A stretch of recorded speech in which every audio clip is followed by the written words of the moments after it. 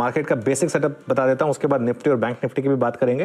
देखिए मार्केट इस समय जो इंडेक्स सजेस्ट कर रहा है उससे कहीं बेहतर है। निफ्टी भले ही 80 पॉइंट नीचे है, लेकिन अगर आप सिर्फ निफ्टी को छोड़ दें तो बाकी मार्केट का हाल काफ़ी अच्छा है, एक्चुअली बेहतरीन है मार्केट।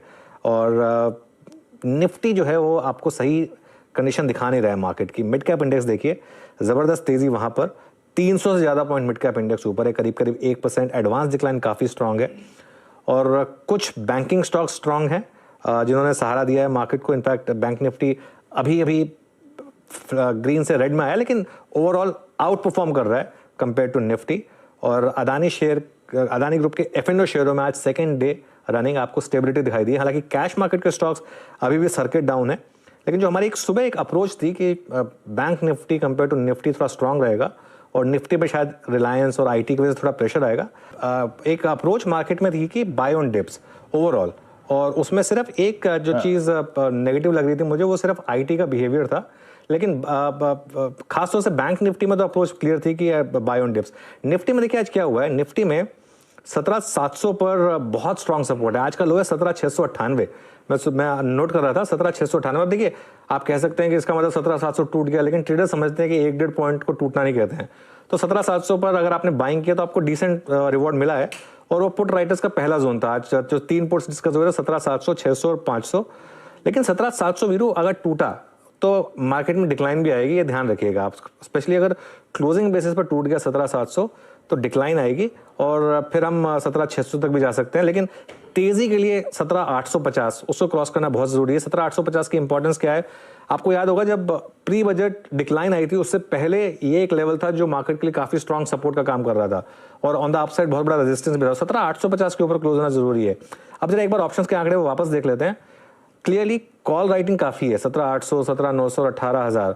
तो मुझे लग रहा है कि आज अगर यूएस मार्केट से कुछ आपको पॉजिटिव संकेत मिल जाए और अगर किसी कारण आप आज जो क्लोज है, क्लोज तक अगर मान लो मार्केट थोड़ी और रैली दिखा के 17,830-40 तक निकल जाए किसी तरीके से, तो मुझे लग रहा है थोड़ा कॉल राइटर्स भी फंस सकते हैं कल।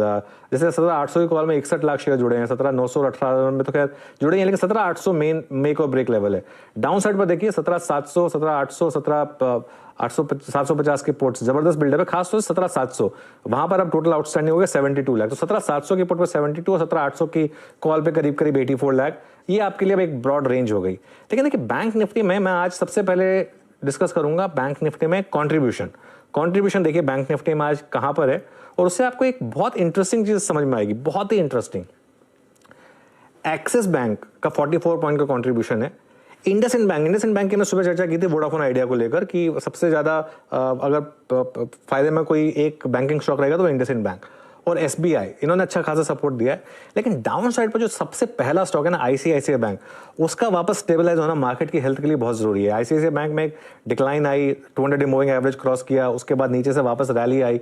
अब ये रैली जो है, जो आज जो सेलिंग आई है, वो उस पर मेरा थोड़ा सा फोकस है, उस पर थोड़ा ध्यान रखिएगा।